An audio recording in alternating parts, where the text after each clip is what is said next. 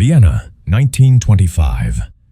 A midnight crash echoes through the glass palace, and Baron von Richter lies crushed amid glittering shards, poisoned brandy at his lips, a sabotaged chandelier above. Enter Hercule Poirot, the master detective, unraveling a web of intrigue in the opulent shadows of crystal galleries and waltzing salons. A scheming countess, her passionate physician lover, a debt-ridden count fiancé, a loyal butler with war scars, a prim English companion, and rival collectors, each harbors a deadly secret. As clues, a shattered Murano vase, emerald earring in blood, forged love letters, a diamond cutter. Emerge, Poirot's little gray cells expose a shocking truth. The Countess's greed, fueled by affair and inheritance, orchestrated the poison and fall, with lovers as pawns. Can you solve the mystery before the reflections shatter? Chapter 1. Arrival in the City of Music.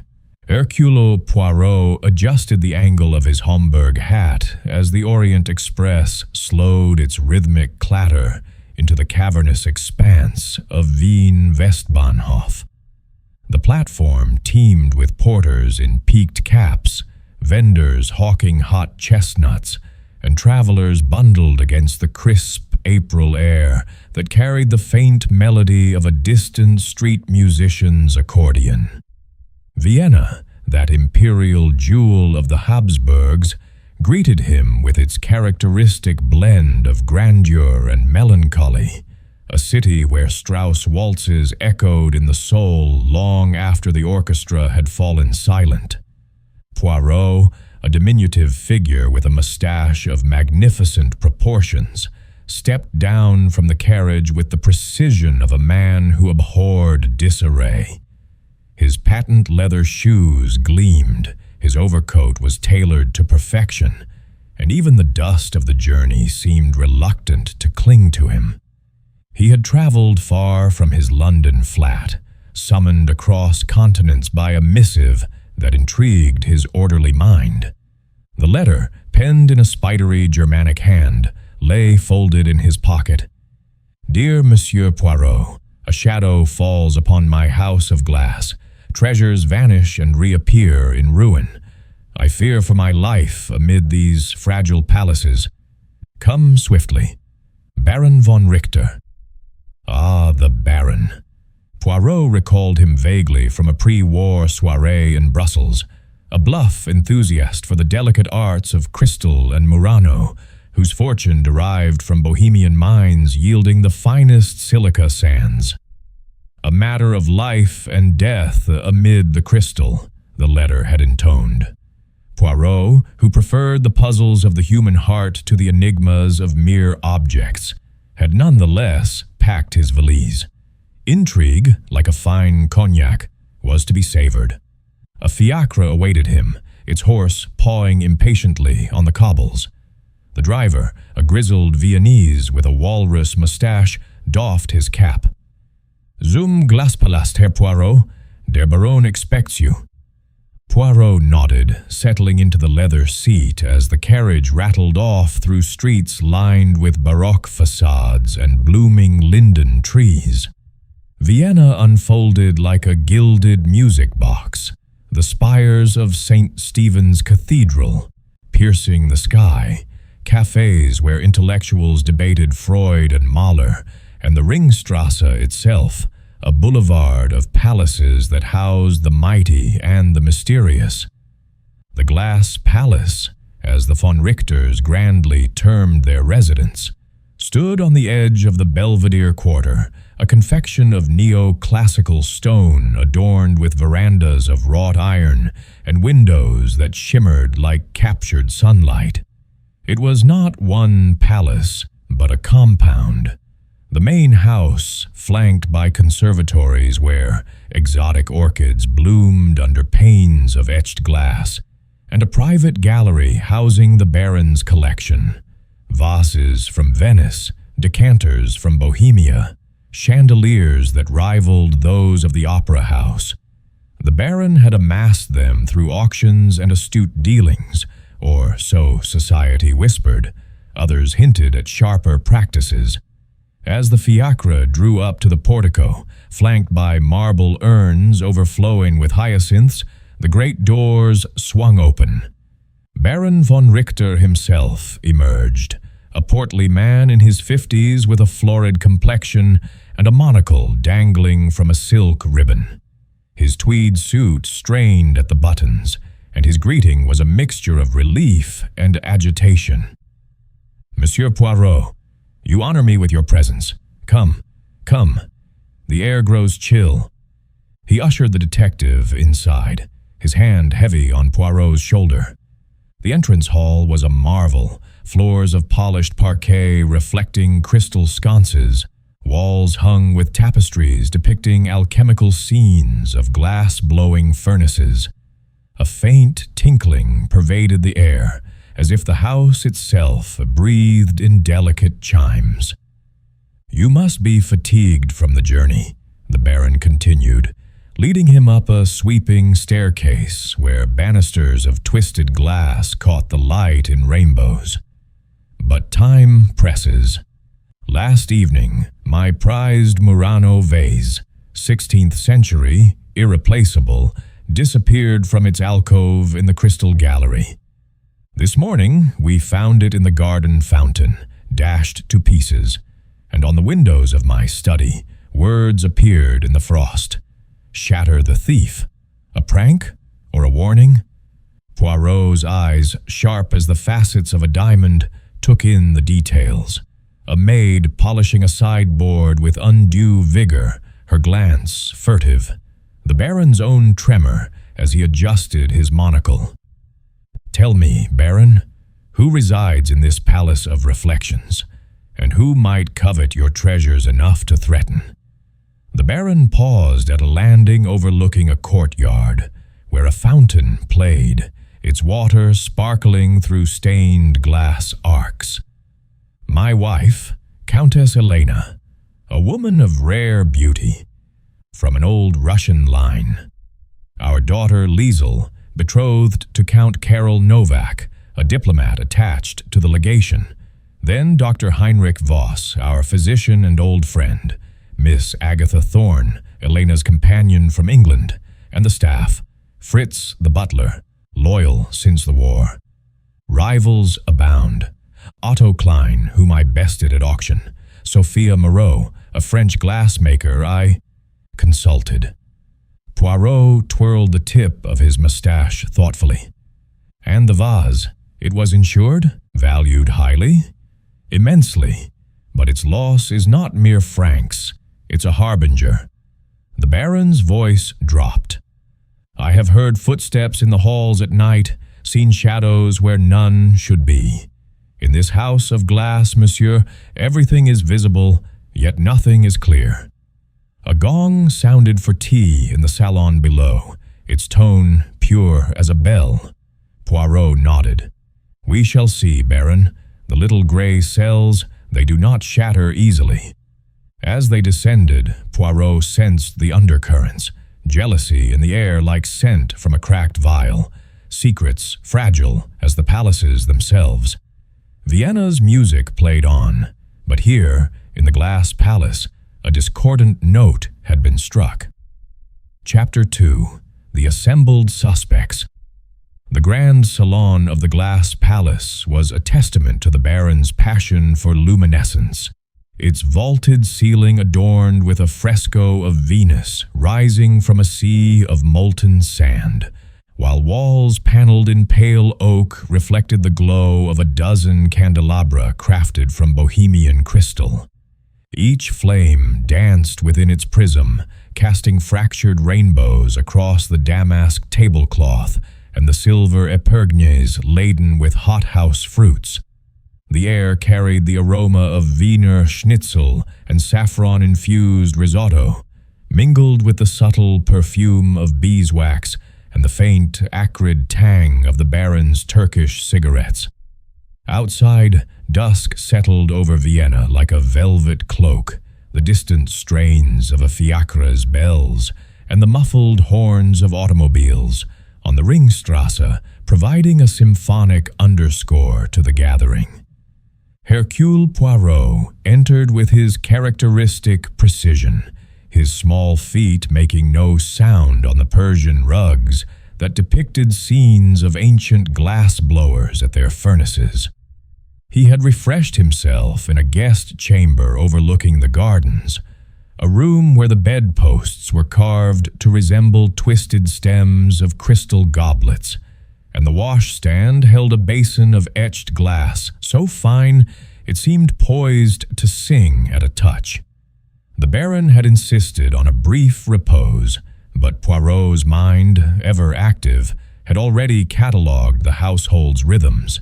The efficient scurry of maids in starched aprons, the deliberate tread of the butler Fritz, whose war wound caused a slight drag in his left step, and the hushed conference between the Countess and her companion in a boudoir adorned with mirrored screens.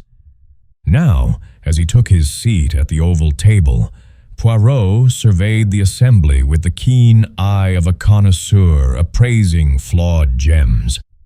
Baron von Richter sat at the head, his monocle glinting as he carved the roast with a hand that betrayed a faint unsteadiness, perhaps the after-effect of his morning's agitation over the shattered vase.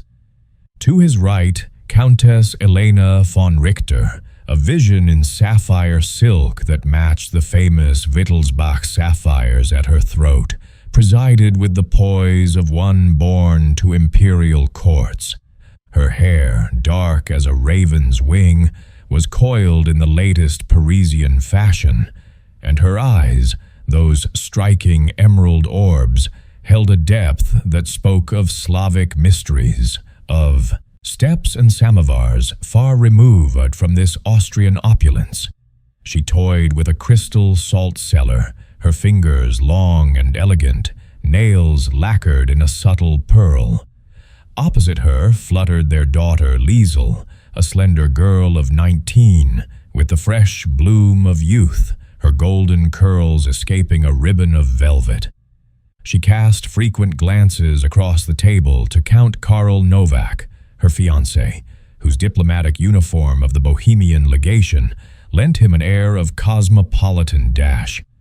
Karl was tall, with sharp features and a mustache trimmed in the style of Crown Prince Rudolph, rumored to hide a gambler's pallor beneath his bronzed complexion. His laugh rang out often, perhaps too forcibly, as he regaled the company with tales of embassy intrigues in Prague and Paris. Dr. Heinrich Voss, seated to Poirot's left, was a man of middle years, bespectacled and precise, his physician's bag resting discreetly by his chair like a faithful hound. His tie was knotted with medical exactitude, and he sipped his wine with the caution of one who prescribed moderation to others. Miss Agatha Thorne, the Countess's companion, occupied the foot of the table, a prim Englishwoman in her 40s, dressed in sensible gray wool, her hair pinned severely, her eyes missing nothing behind wire-rimmed spectacles. She had been engaged, the Baron had mentioned earlier, after answering an advertisement in the Times, her references impeccable, from a ducal household in Devonshire. Fritz moved about with silent efficiency, serving the courses on Meissen porcelain that chimed softly against the glassware. His face was impassive, scarred faintly along the jaw from a shrapnel wound at the Isonzo front, but Poirot noted the way his eyes darted to the Baron at each mention of the household's woes. Conversation commenced with the banalities of travel and weather, Poirot contributing polite inquiries about the Vienna Opera's latest production of Die Fledermaus. But beneath the surface, like the undercurrents of the Danube, tensions swirled. The Baron, emboldened by a second glass of Gruner Veltliner, steered toward his troubles. "This wretched business with the vase," he boomed, his fork gesturing emphatically. shattered like an eggshell in the fountain, and those words on the window. Shatter the thief. Bah, some scoundrel seeks to unnerve me. Poirot here will unravel it, eh? All eyes turned to the detective, who inclined his head modestly. I am but a humble seeker of truth, Baron. Tell me, who among your acquaintances might bear such malice? The Countess's laugh tinkled like the crystal itself. Otto Klein, for one. That embittered rival of yours, my dear. You outbid him at the Sotheby's auction in London last autumn for the Venetian goblet. He vowed revenge in the newspapers, called you a plunderer of patrimony. Klein. Poirot filed the name away. A bankrupt collector, reduced to peddling fakes in a dingy shop off the Graben, or so gossip had it. And Sophia Moreau, added Carroll, with a wry smile, raising his glass. The French artisan you commissioned for those modern pieces. She departed in a huff when you claimed her designs as your own inspiration. Women of temper, the French.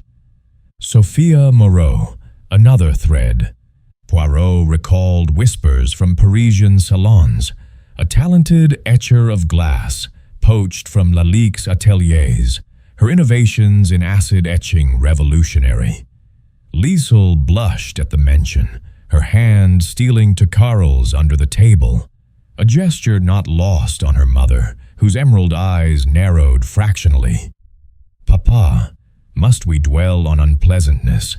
Monsieur Poirot has journeyed far. Tell us instead of your adventures in Egypt, the one with the Nile tomb. Poirot obliged with a truncated tale of mummies and motives, but his attention wandered.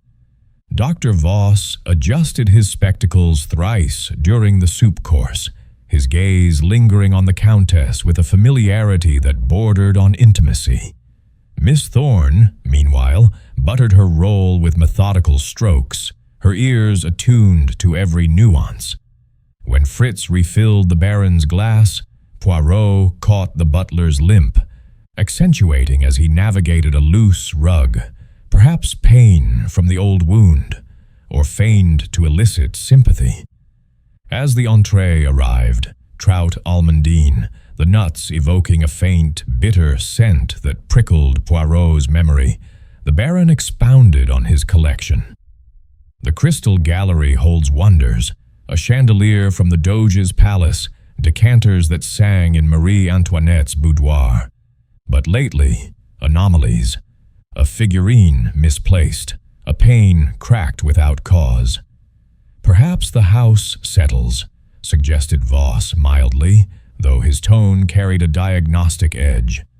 Old buildings creak, Baron, or drafts from the conservatory. Drafts do not etch threats, retorted the Baron. He described the vase again. Blue Murano, swirled with gold, vanished from its locked pedestal, reappeared in pieces amid the lilies. Karl leaned forward. I inspected the fountain myself this afternoon. No footprints in the mud. Odd after last night's rain, as if carried by a ghost. Or someone familiar with the servants' paths, murmured Miss Thorne, her voice crisp as autumn leaves. She had noted, she said, a stranger lurking near the gates yesterday. A woman in a hooded cloak inquiring about employment. The Countess waved a dismissive hand, her bracelet, a cascade of crystal beads, clinking softly. Charwomen come and go, but enough gloom.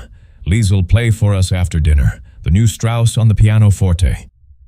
Liesel assented eagerly, though her eyes strayed to Karl, who responded with a wink that seemed laden with private meaning. Poirot pondered the engagement, announced hastily 6 months prior, amid rumors of Carol's mounting debts at the jockey clubs.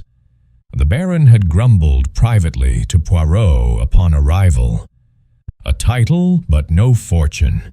He woos my glass as much as my daughter. Dessert brought apfelstrudel steaming with cinnamon, and liqueurs in thimble-sized glasses of naturally, etched crystal.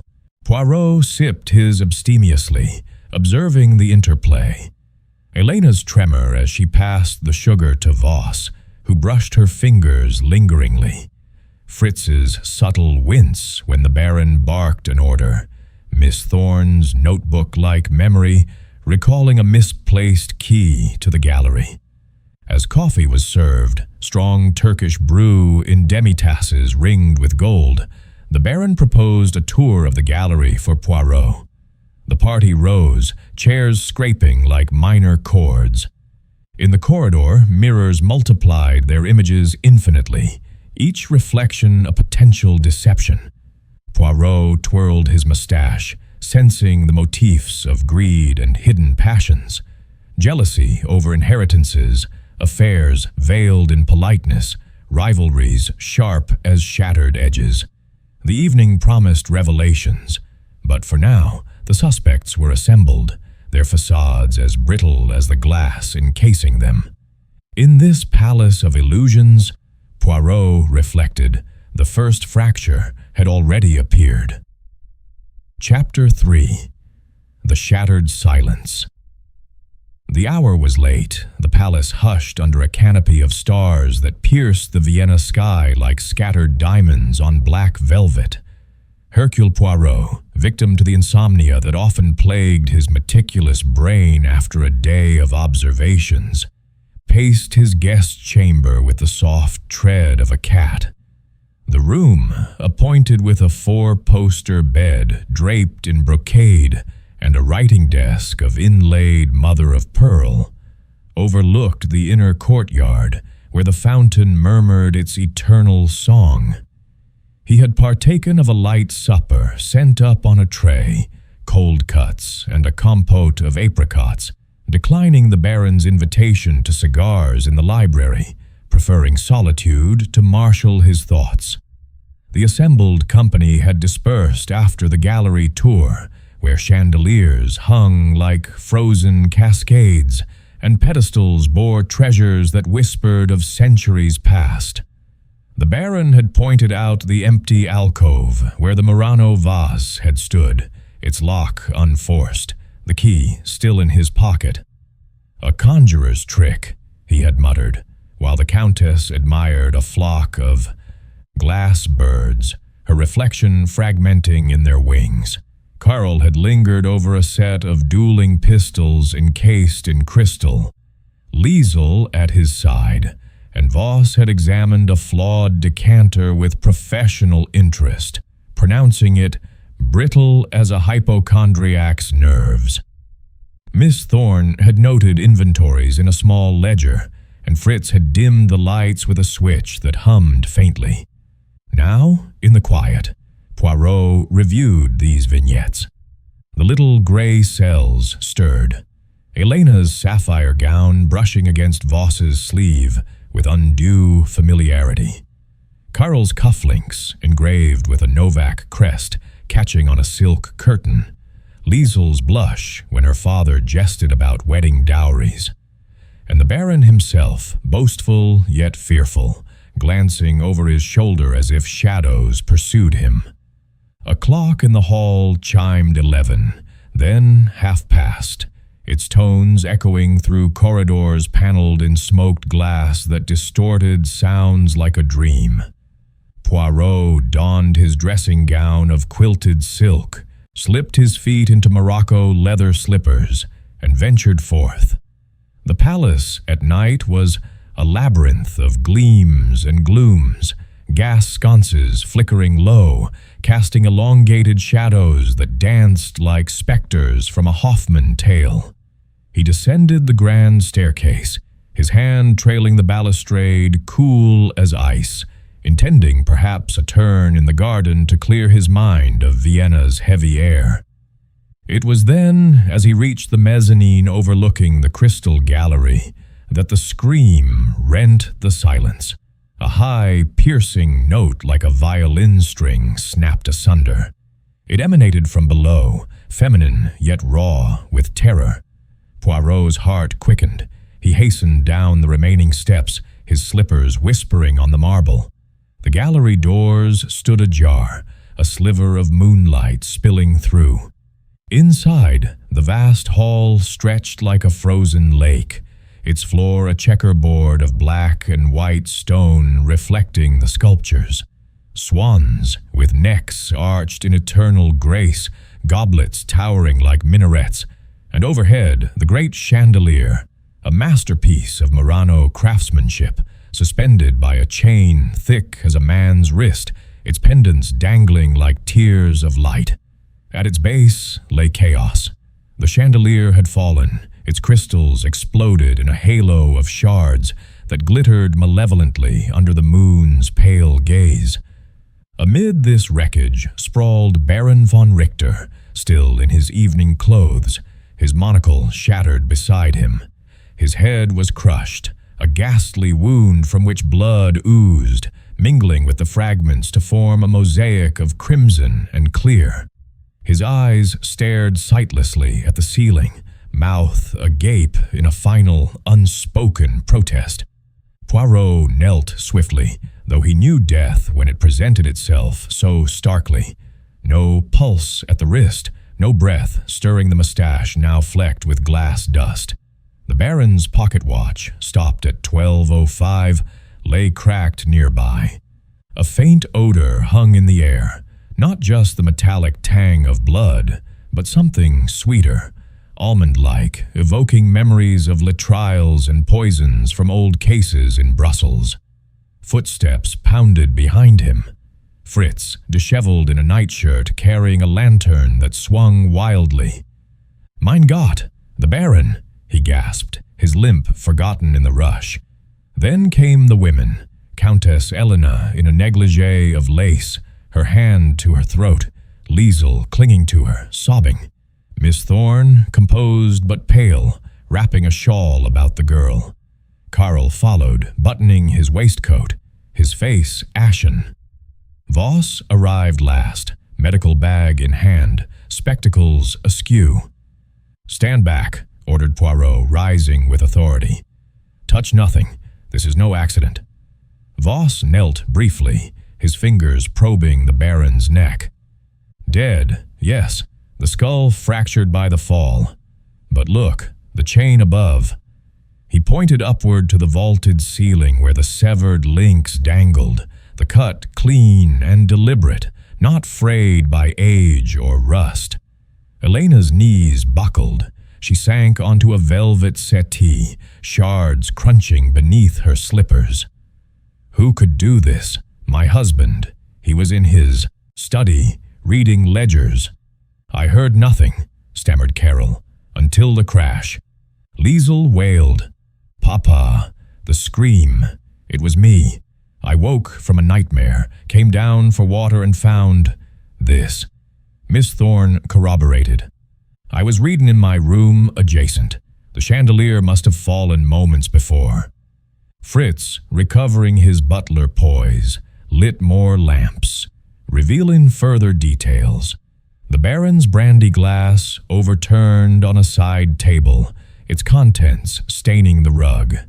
A faint footprint in the blood, small and healed, perhaps a woman's, and near the body, a single emerald bead, like one from the Countess's bracelet. Poirot's mind raced. The chain sabotaged earlier, the Baron lured here. How? A note? The almond scent, cyanide in the brandy, perhaps, to weaken him before the fatal plunge. No struggle evident. The Baron had stood beneath, unsuspecting. The front doors burst open, admitting Inspector Klaus Becker of the Vienna Polizei, summoned by Fritz's telephone call to the precinct. Becker was a burly man with a walrus mustache and a lederhosen beneath his overcoat, his eyes sharp despite the hour. Accompanying him were constables, their boots crunching the debris. "Herr Poirot," Becker exclaimed, recognizing the detective from international dossiers. "You grace us with your presence even in tragedy.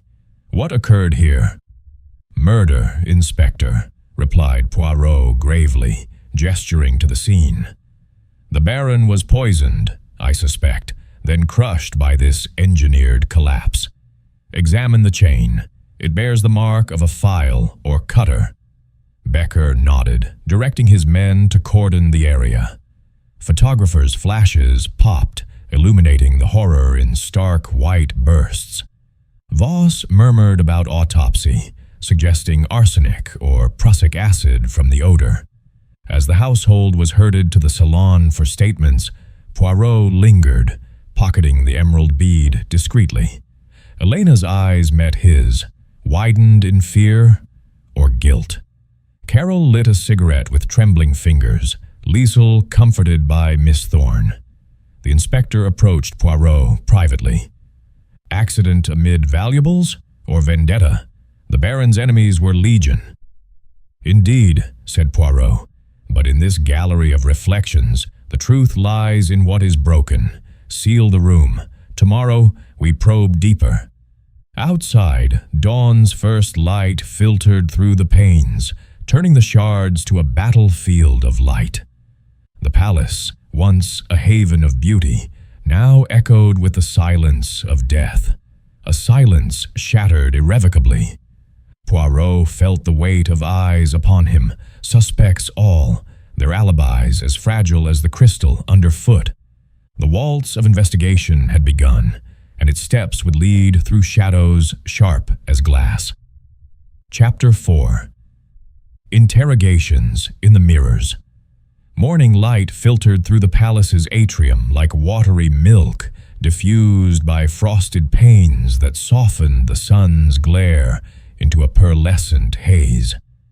The Vienna air carried the scent of fresh café and kipfel from the kitchens, but in the reflection room, a chamber adjoining the grand salon, its walls lined with antique mirrors from Versailles, each framed in gilded rococo swirls. The atmosphere was chill and interrogative. The mirrors, Poirot noted with a professional eye, multiplied every gesture infinitely, turning a single twitch into a chorus of suspicions, reflections that mocked and revealed in equal measure. Inspector Becker had established a temporary headquarters here, his constables stationed discreetly in the corridors, while the household awaited summons like courtiers before an executioner. The crystal gallery remained sealed, guarded by a uniformed officer whose boots echoed ominously on the parquet. Preliminary reports from the police surgeon confirmed Poirot's suspicions. Cyanide poisoning in the bloodstream, administered via the brandy, sufficient to daze but not kill outright. The chandelier's fall had been the denouement, timed perhaps by the victim's stumbling into position. Poirot, seated at a spindly Louis XV table with his notebook open, assisted Becker in the inquiries.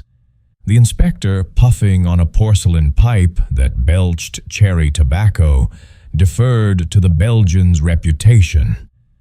Your methods, monsieur, they are legend. Proceed as you will.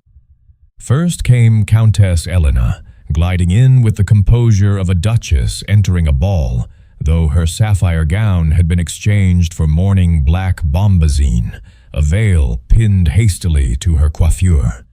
She perched on a fragile chair that creaked under her poise, her emerald eyes, ringed faintly with sleepless red, meeting Poirot's steadily.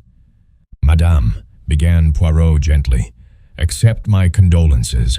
The Baron, he confided in you his fears? Elena dabbed at her cheek with a lace handkerchief embroidered with the family crest. He was restless, yes. That Vase incident unnerved him utterly. He spoke of Otto Klein obsessively.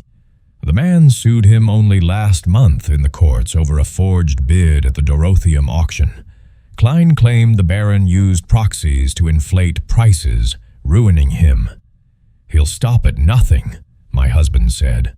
Becker grunted, jotting notes. And your movements last evening? I retired after dinner to my boudoir. Miss Thorne read to me from a volume of Rilke until 11, then slumber until Liesel's scream awoke me. Her voice wavered not a whit, but in the mirrors, Poirot caught the multiplicity of her image, hands clasped too tightly, knuckles blanching. "And this emerald bead found near the body, yours perhaps?" She glanced at her bracelet, from which one stone was indeed absent. "A misfortune. It must have snagged earlier. I was in the gallery yesterday admiring the swans." Released, she departed with a rustle of silk, leaving a trace of jasmine perfume. Count Karol Novak followed, striding in with military bearing, though his eyes darted like a cornered fox. He lit a cigarette from a gold case engraved with Slavic runes, inhaling deeply. "The Baron opposed our engagement," he admitted freely when pressed. "Called me a fortune hunter in private. Debts from cards at the Sacher Casino, you see. But murder? Absurd.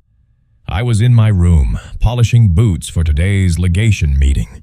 Heard the crash, rushed down." Poirot leaned forward. "You inspected the fountain after the vase was found shattered, and last night a cufflink of yours. Was it not discovered amid the debris this morning?" Karol paled, stubbing out his smoke. "Lost days ago. Anyone could have planted it. The Baron and I quarreled heatedly 2 nights past over Liesel's dowry settlement. He threatened to disinherit if I didn't settle my affairs." Becker's eyebrows rose. "Affairs, including gambling markers, held by certain unsavory lenders?" Karol nodded curtly, excused with a bow that seemed more defiant than contrite. Liesel entered next, a fragile apparition in dove-gray wool, her curls unbound and tear-streaked. She clutched a rosary of amethyst beads, twisting them nervously. "Papa discovered letters," she whispered after composure was coaxed. "Not mine. Mother's, hidden in a glass decanter in her dressing room, wrapped in silk. Love notes from years ago, but recent too. I found them while seeking a ribbon." He confronted her yesterday, voices raised behind closed doors. Poirot's interest piqued. "And you, mademoiselle? Where were you at midnight?" "Asleep until the nightmare. Dreams of falling glass. I woke, parched, descended the servant's stair for water from the pantry. The gallery door was open. I peeked in and saw horror." Her sob was genuine, mirrors echoing her distress into infinity. Dr. Heinrich Voss was summoned, his medical bag clutched like a talisman. He adjusted his spectacles, peering at the detectives with clinical detachment. "The Baron's heart was weak," he stated. "I prescribed digitalis, but this cyanide, deadly, swift in high doses, traces in his nightly brandy decanter, no doubt. Arsenic? No, prussic acid from the almond odor." "Your bag, doctor, it contains such poisons?"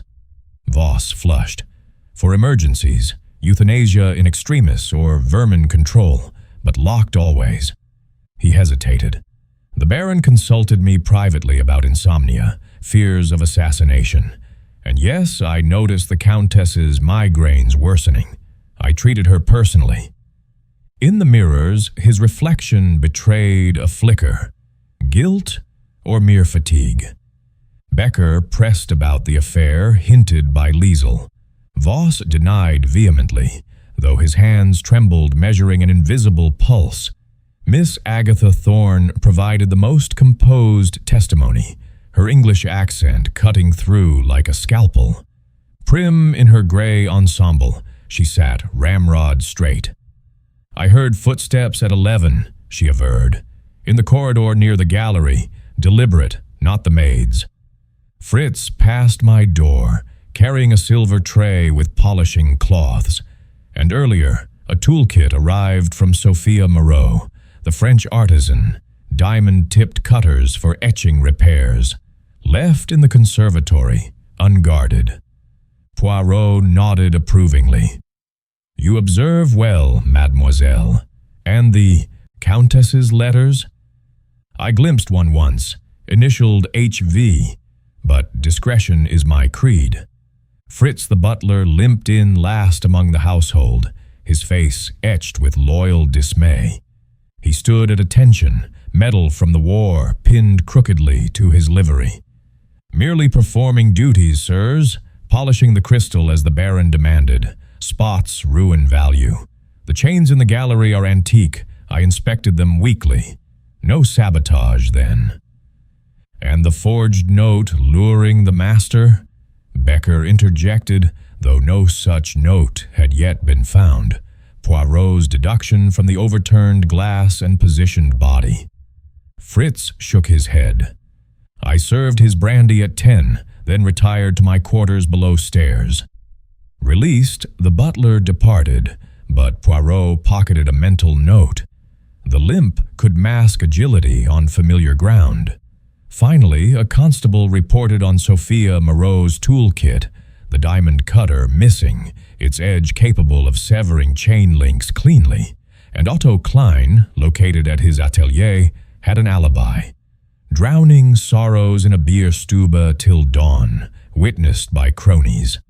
As the interrogations concluded, Poirot conferred with Becker amid the mirror's endless gaze. Alibis overlap like reflections, Inspector, fragile, distorted. The poison from Voss's stores, the cut by Moreau's tool, the lure by intimate knowledge. Motives entwine, greed, passion, revenge. Becker puffed his pipe. We search rooms now, but you, Poirot, what does your mustache twitch for? The human equation, replied the detective. In this hall of echoes, lies multiply, but truth, it stands alone. The search yielded scraps. A gambling IOU in Carroll's drawer, signed by the Baron, a vial of cyanide in Voss's bag, half empty, love letters in Elena's decanter, scented with jasmine. And in the conservatory, footprints in the soil, small, healed, leading to a discarded glove. Afternoon waned, Vienna's church bells tolling like warnings. Poirot felt the puzzle coalescing, shards fitting into a deadly pattern. The murderer lurked among them, veiled in glass and deception, but the reflections betrayed cracks that widened with each probing question. Chapter 5. Shadows of the Past. The afternoon sun slanted through the palace's oriel windows, gilding the dust motes that hung in the air like suspended particles in a chemist's solution. Hercule Poirot, ever methodical, had withdrawn to the library, a sanctum of leather-bound tomes on alchemy and Venetian glass-making, shelves groaning under folios illustrated with furnaces and crucibles. Here, amid the scent of vellum and Morocco bindings, he pored over the Baron's ledgers, seized by Inspector Becker's men. The pages revealed a tapestry of acquisitions, bids at Christie's and private sales in Zurich, margins annotated in the Baron's spidery hand. But beneath the ink lay erasures, traces of dealings that smelled of impropriety. Becker joined him, bearing a tray of Café Mitschlag and Sachertorte, the inspector's indulgence in Viennese comforts undimmed by the morning's grim proceedings. The autopsy is conclusive, he announced, slicing the chocolate glaze with a fork. Cyanide in the brandy, enough to fell a horse in minutes, ingested around 11 per stomach contents. The chain was cut with a diamond edge, matches the missing tool from that Frenchwoman's kit. Poirot sipped his coffee black, no sugar to cloud the clarity. And the household's histories. One must excavate the past as an archaeologist does a tomb. Send your men to delve. Klein's lawsuits, Novak's creditors, Voss's late wife. The inspector nodded, dispatching constables with the efficiency of a military parade. Poirot, meanwhile, ventured forth himself, his small frame slipping through the palace's arteries like a probe into a wound. The conservatory beckoned, a hothouse of palms and orchids, its glass dome etched with Art Nouveau veins, humidity beating on panes like perspiration on a fevered brow. Here, the footprints noted earlier led to a workbench cluttered with chisels and acid bottles. Sophia Moreau's toolkit lay open, its velvet lining indented where the cutter had nestled. A shadow stirred behind a fern. Fritz, pruning dead leaves with secateurs that snipped crisply. "Pardon, monsieur," he said, straightening with a wince from his limp. The Baron insisted on perfection even in foliage. Poirot's eyes narrowed. "You served in the war, Fritz? The Isonzo, perhaps?" The butler nodded stiffly. "Ja, lieutenant's orderly, shrapnel in the leg, pensioned off. The Baron hired me for loyalty. We shared trenches in spirit, if not in mud. And loyalty blinds sometimes. You carried the brandy tray last night. Did you notice tampering?" "None, sir. Poured from the decanter myself, crystal stopper sealed." Yet his gaze flickered to a side door leading to the gardens, a path unseen by the family. Poirot excused him, pocketing a fallen orchid petal stained faintly with green sap. Outside, in the formal parterres where boxwood hedges formed mazes, he encountered Miss Thorne walking Liesel, the girl pale as porcelain. "Mademoiselle Thorne," Poirot greeted, "your vigilance is admirable. You mentioned a stranger at the gates." The companion adjusted her spectacles. "A woman, hooded in black wool, inquired about positions, but her accent, French I'd wager, left when rebuffed." Liesel, clutching her arm, added tearfully, "Papa had rows with everyone lately, even Karl, over money borrowed against my jewels." Back inside, constables reported findings. Otto Klein, dragged from his atelier amid stacks of flawed goblets, raged in a holding room. His shop reeked of failure, dust-covered shelves, unpaid bills pinned to a corkboard. "Von Richter stole my life's work," he spat, his beard unkempt, eyes wild. "That vase was mine by right, bought with blood money from his mines. I sued, yes, but courts favor the rich.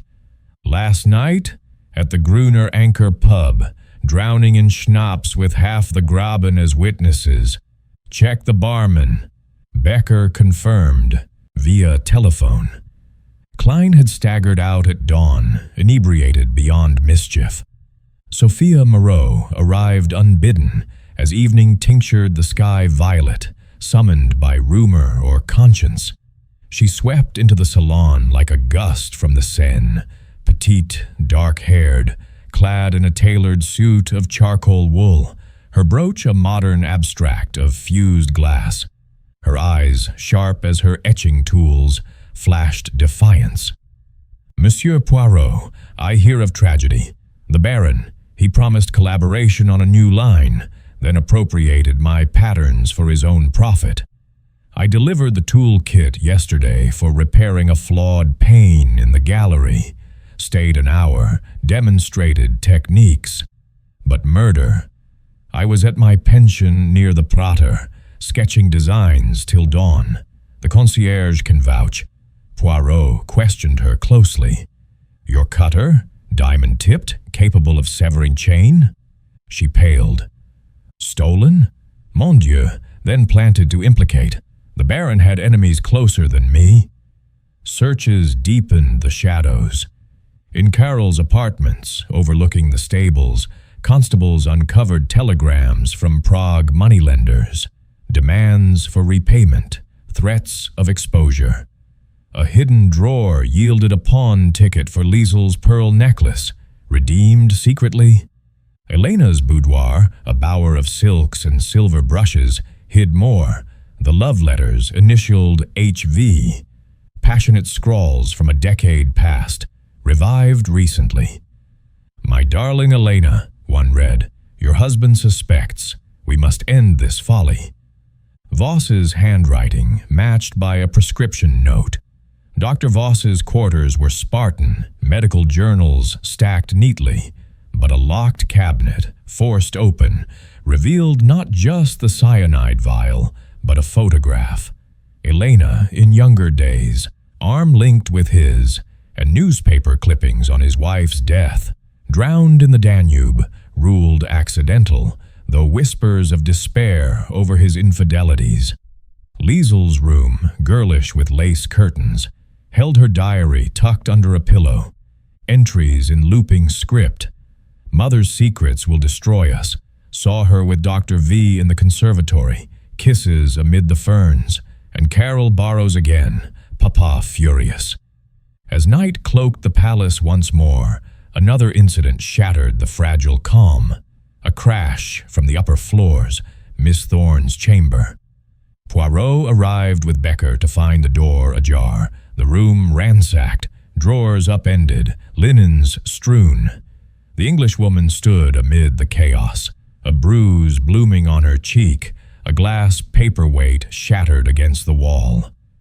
"Attacked from behind," she gasped, steadying herself on a chair. I was noting observations in my journal, alibis, discrepancies. A figure in black slipped in, rifled my desk, then struck when I turned, fled through the window to the balcony. The journal lay open. Entries on overheard quarrels, the emerald bead's significance, a sketch of the gallery chain with a question mark on its integrity. Becker examined the window, a rope of knotted sheets dangling to the garden below, footprints in the flower bed matching those in the conservatory. Small, elegant. "A woman's tread," murmured Poirot, "or a man's in disguise." The note left. Secrets shatter. Penciled in block letters, but the paper, from the Baron's study stationery. Alibis for this new outrage crumbled anew. Elena claimed embroidery in her room, Voss reading case studies, Karl walking the grounds to clear his head, Liesel practicing scales on the pianoforte, heard faintly through the halls. Poirot gathered the threads. Voss's poison and passion, Karl's desperation, Elena's intrigues, Sophia's grudge, even Fritz's access to every key. Klein exonerated, but an inside web ensnared them. In the library, over a map of the palace layouts, Poirot traced paths.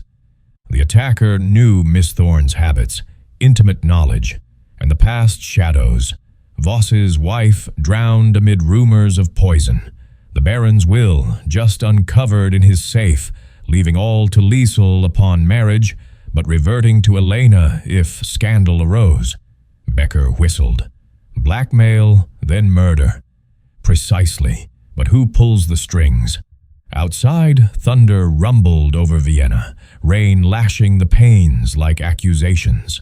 The palace of glass trembled, its secrets fracturing further into the night. Poirot's gray cells burned bright. Tomorrow, reconstruction. Tonight, vigilance against the next shadow's strike. The past had spoken. The present demanded justice. Chapter 6.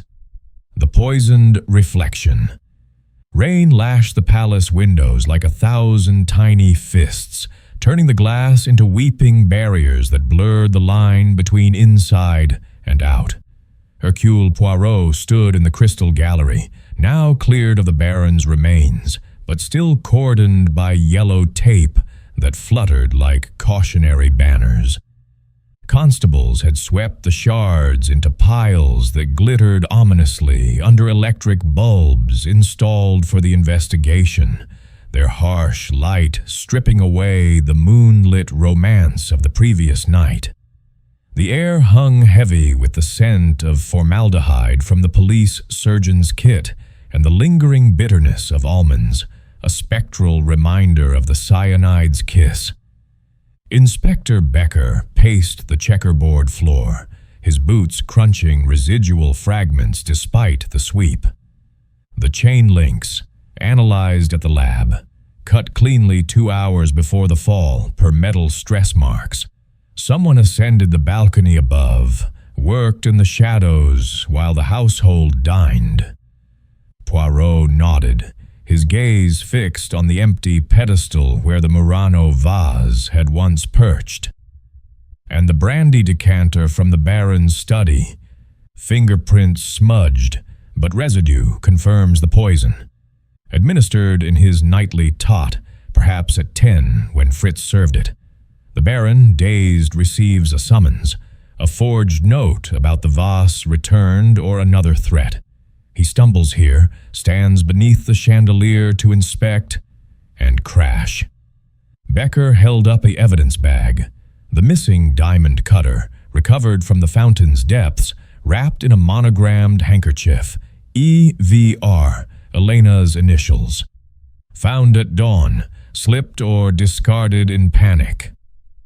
Or planted, mused Poirot. But let us reconstruct fully. The autopsy also shows bruises on the arms, restrained perhaps to force the drink? No, the poison was voluntary in appearance.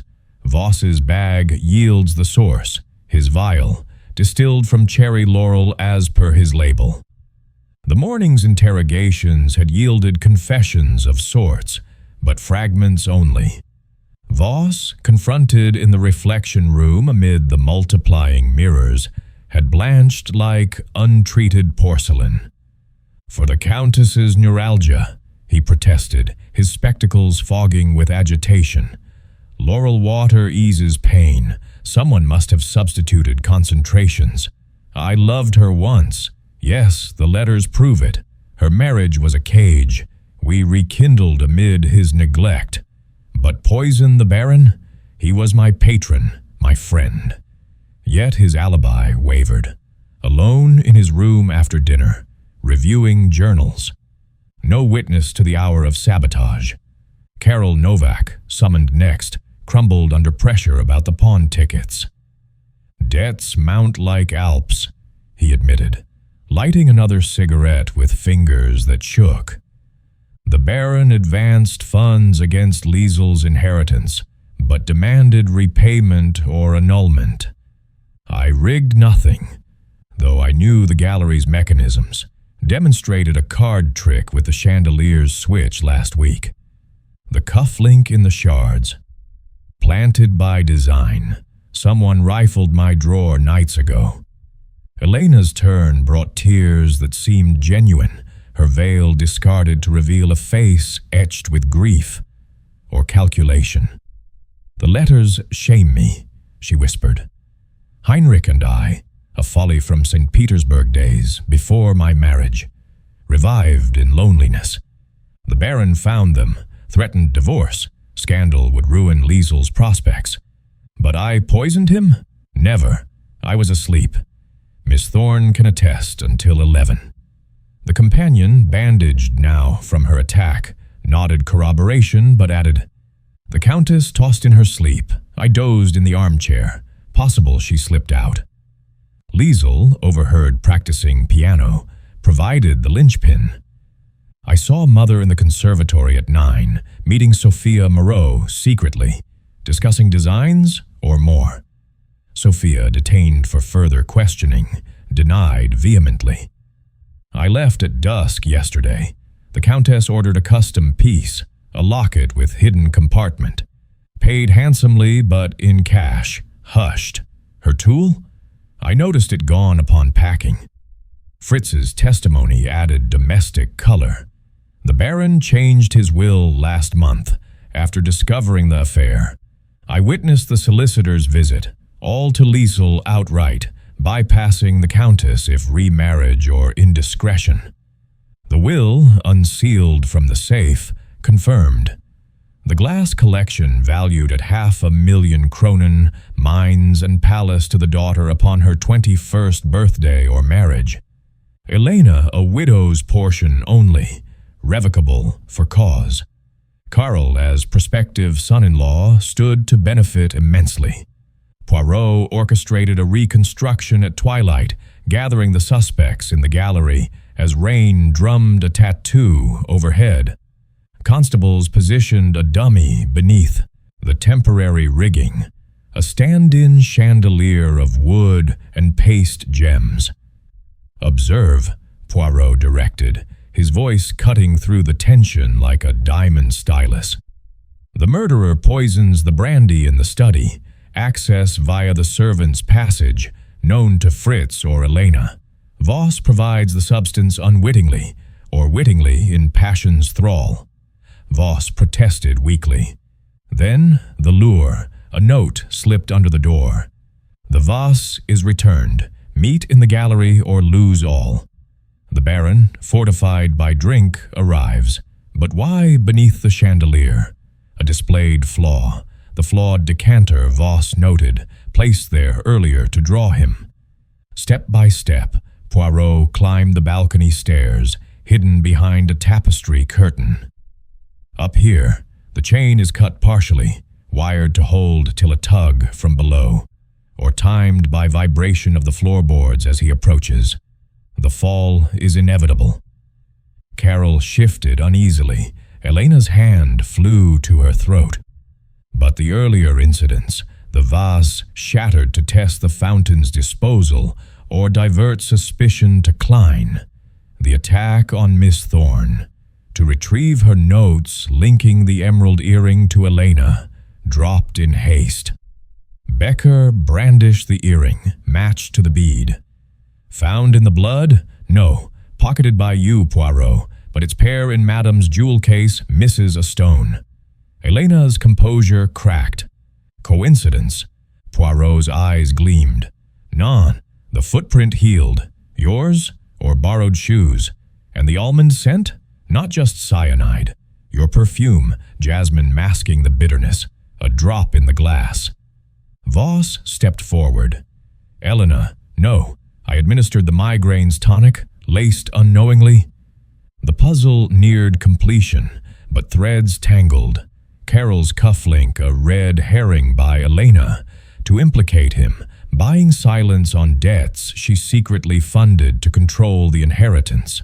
That night, as thunder rolled, Poirot set a trap. He announced in the salon, "The will has a codicil, hidden in the flawed decanter, naming Voss as co-executor if foul play." Chaos loomed potential. Becker's men hid in alcoves. Midnight struck, shadows stirred. A figure crept to the gallery, Carol desperate for the document to forge amendments. But another followed. Voss, syringe in hand for a silencing injection. Poirot emerged from hiding. "Ah, doctor, you complete the picture." Voss whirled, but constables seized him. "Elena planned it," he babbled. "The poisoning her idea to inherit freely. I cut the chain for love, blackmailed by letters. Carol knew of the debts. She promised payoff." Carol, pinned, confessed. "I rigged a final tug with a string from the balcony, pulled remotely after seeing him enter." Elena, roused and confronted, laughed hysterically. "All for freedom, but Liesel—" The girl, witnessing from the stairs, recoiled in horror. The poisoned reflection was Elena's own ambition, mirrored in lovers and dupes. Becker arrested the trio. Elena the architect, Voss the tool, Carol the desperate pawn. Sophia exonerated, her toolkit misused. Fritz innocent, his tray merely a vehicle. As dawn broke clear, Poirot surveyed the gallery. The human heart, it poisons itself with greed. In glass we see clearly, yet act blindly. The case fractured open, shards of truth assembled. Justice awaited its final polish. Chapter 7. The denouement amid the shards. The Crystal Gallery had been transformed into a theater of revelation, its vast expanse cleared of all but the essential props of tragedy. Temporary scaffolds held the rigging where the chandelier had hung, and pedestals bore silent witness, like mute jurors in a trial of shadows. Electric lamps banished the gloom, their bulbs humming softly, casting stark illuminations on the faces assembled. Countess Elena, pale but defiant in her black gown, Dr. Heinrich Voss, spectacles removed, eyes hollow with defeat, Count Karol Novak, disheveled and sullen, his diplomatic poise shattered. Liesel stood apart, supported by Miss Thorne, her face a mask of betrayed innocence. Fritz hovered discreetly with Inspector Becker's constables, while Sophia Moreau observed from the periphery, her presence now merely that of a wronged artisan. Otto Klein had been released earlier, his grudge vindicated but irrelevant. Hercule Poirot took center stage on the checkerboard floor, where bloodstains had been scrubbed but faint outlines lingered like ghosts. He adjusted his tie, twirled his mustache with deliberate calm, and addressed them in a voice that resonated off the vaulted ceiling like a judge's gavel. My friends, or should I say, accomplices in this mosaic of deceit, it is time for the little gray cells to pronounce judgment. You have all played parts in this drama, some unwitting, some with malice aforethought. The Baron was not felled by a single blow, but by a conspiracy as intricate as the filigree on his prized goblets. Let us assemble the pieces, shard by shard. He began with the overture, The Vanished Vase, a diversion orchestrated to cast suspicion outward to rivals like Monsieur Klein and Mademoiselle Moreau. Shattered in the fountain by Elena herself, her healed footprint in the mud masked by rain, the etched threats on the windows, acid from Sophia's borrowed kit, applied by one with access. Fritz, perhaps, under duress, but no. Elena's glove found discarded. Elena stiffened but said nothing. Poirot paced to the balcony stairs. The poisoning, cyanide from Voss's vial, distilled for medicinal purposes. But who laced the brandy? The Countess, knowing her husband's habit, adding it to his decanter during a feigned visit to his study at 10. The almond scent masked by her jasmine perfume, a signature betrayal. Voss supplied the poison earlier, believing it for her migraines, blinded by rekindled passion. Voss hung his head. She said it was to calm him, ease his rages over our letters. I never dreamed. Ah, but dreams turned to nightmares. The letters hidden in the glass decanter. A poetic choice, madame. Liesel discovered them, confronted you, indirectly through diary hints. The Baron found them too, altered his will accordingly. That willed the collection to Liesel outright, with a codicil disinheriting you upon proof of infidelity. Karol shifted, chains from the constables clinking softly. And I? Debts drove me, yes. Elena promised to pay them if I married swiftly, secured the inheritance. She funded my gambling anonymously, loans disguised as gifts from Prague contacts. Poirot nodded. Precisely. You, Count, cut the chain partially during your card trick demonstration days prior, using Sophia's diamond cutter pilfered from the conservatory, a partial sever wired to hold, then the lure. A forged note in the Baron's pocket crumpled. Meet me in the gallery. The vase reveals all. Your handwriting, Karol, matched to the IOUs. He produced the note from his pocket, unfolded for all to see. Becker had recovered it from the Baron's waistcoat during the chaos. The timing, the Baron, poisoned and dazed, arrives. You, Karol, tug a hidden string from the side alcove, vibrating the wire, completing the fall. Voss waited below to ensure death, syringe ready if needed, but the crash sufficed. Elena's laugh rang out, brittle as cracking ice. Clever, monsieur, but proof? Circumstance. Poirot's eyes sparkled. No, madame. Proof in reflections. The emerald earring, dropped in your flight after ensuring the body was positioned. I pocketed its bead from the blood. The pair in your jewel case, one stone loose from your struggle with the Baron when forcing him to drink earlier. He resisted, bruising his arms. Voss cracked fully then. She planned it all, after the vase, to mimic a curse. I rigged the balcony access, lover's folly. When Miss Thorne overheard in the conservatory, Elena meeting me, I attacked her later, ransacking for notes, the paperweight hurled to silence. Miss Thorne touched her bruise. He wore a hood, but the spectacles' glint betrayed. Liesel gasped. "Mother, you used Carol, used everyone."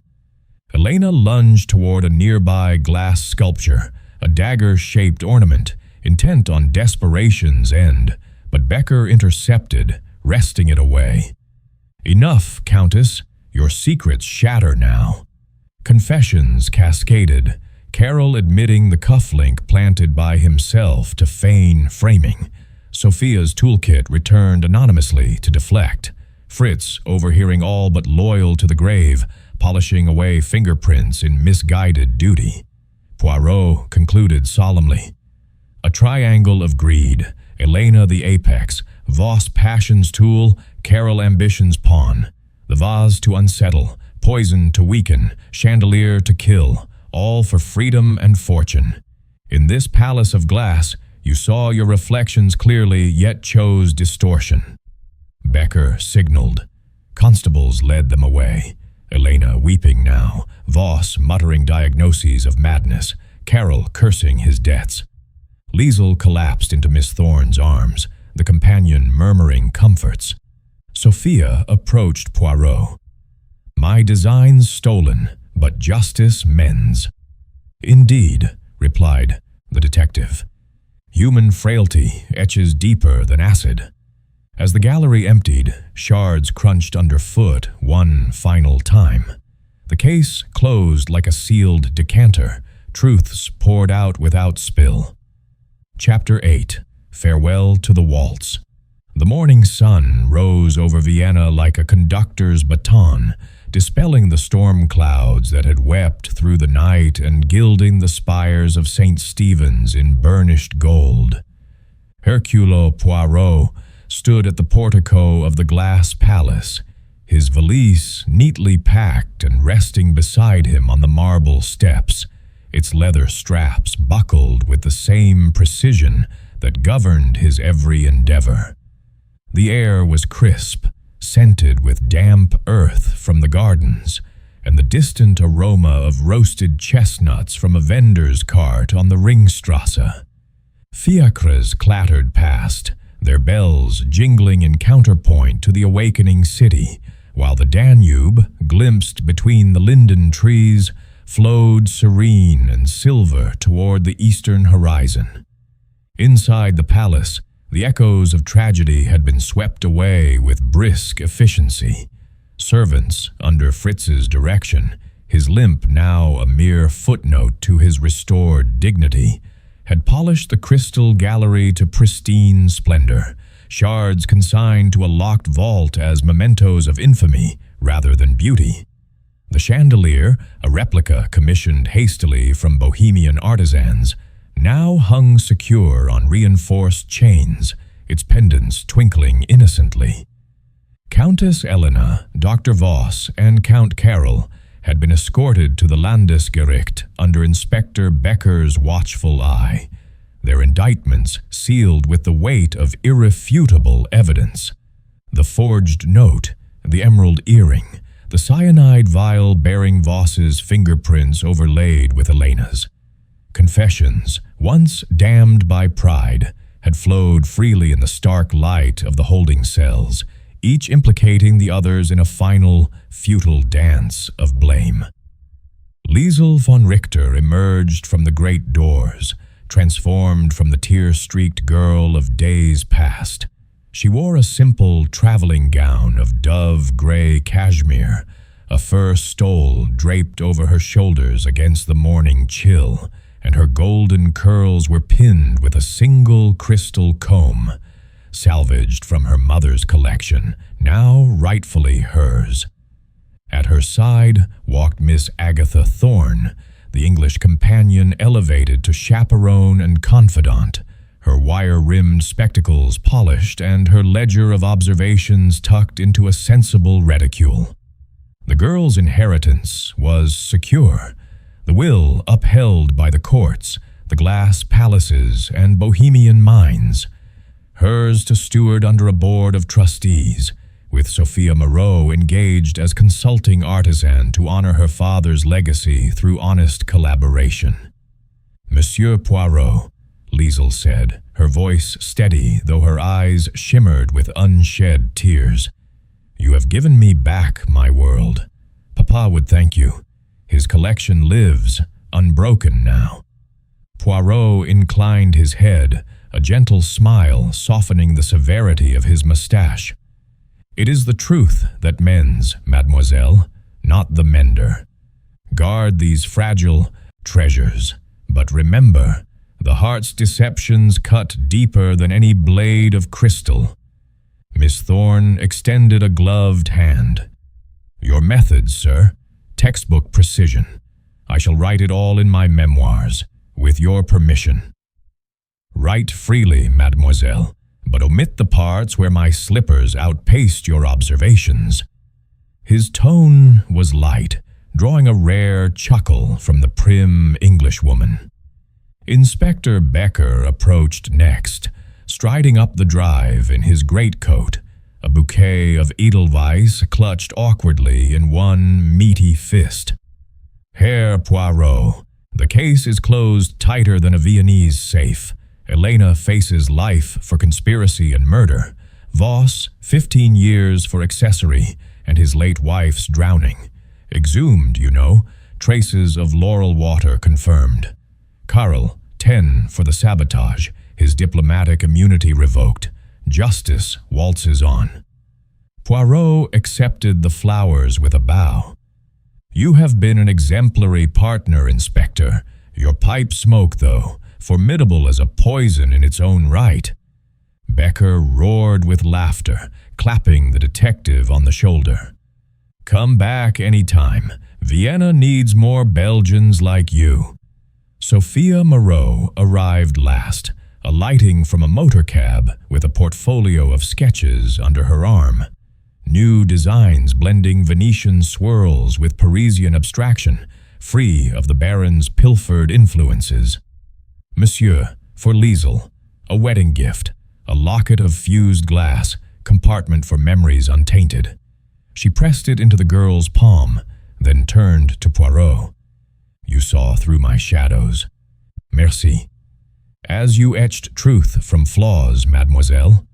Fritz stood at the threshold, presenting a parting token, a small bohemian flask etched with a Poirot-esque moustache, filled with the finest Tokay. "For the journey, sir, loyalty unbroken." Poirot raised it in salute. "To faithful service, Fritz. May your limp lighten with time." The farewells concluded, the fiacre driver cracked his whip, and the horse trotted forth, wheels humming over the cobbles. As the glass palace receded in the distance, its verandas shimmering like a mirage of thawed ice, Poirot settled into the leather seat, the flask cradled in his lap. The city unfolded its splendor, the Hofburg's imperial arches, the opera house where Die Fledermaus would soon enchant anew, cafes abuzz with philosophers debating the soul's fragility. At the Westbahnhof, he boarded the Orient Express, its scarlet cars gleaming under steam plumes that curled like question marks into the sky. In his compartment, upholstered in velvet the color of aged cognac, Poirot unpacked his notebook, reviewing the case's final annotations. Timelines aligned, motives dissected, alibis pulverized. He sipped the Tokay, its honeyed notes evoking Vienna's bittersweet waltz, passion's rhythm masking discord. Outside, the landscape blurred into rolling vineyards and distant Alps, but his mind lingered on the palace. Human frailty, he mused, shatters easiest of all. Elena's ambition had gleamed like flawless crystal, yet cracked under greed's pressure. Voss's love, a physician's steady hand turned poisoners. Karl's charm, a gambler's bluff exposed in defeat. Even the innocent, Liesel's innocence, Fritz's loyalty, reflected in the shards of betrayal. The Baron's collection endured, a testament to beauty's resilience. But the true treasures were the truths unearthed, that reflections, however multiplied, could not conceal the singular light of justice. The train whistle sang a farewell, its note pure as a glass bell. Poirot closed his eyes, the little gray cells sated as the waltz of Vienna faded into memory. Another puzzle solved, another journey commenced, toward London, perhaps, or the next discordant note in life's grand symphony. In the world of men and motives, he remained the impeccable conductor,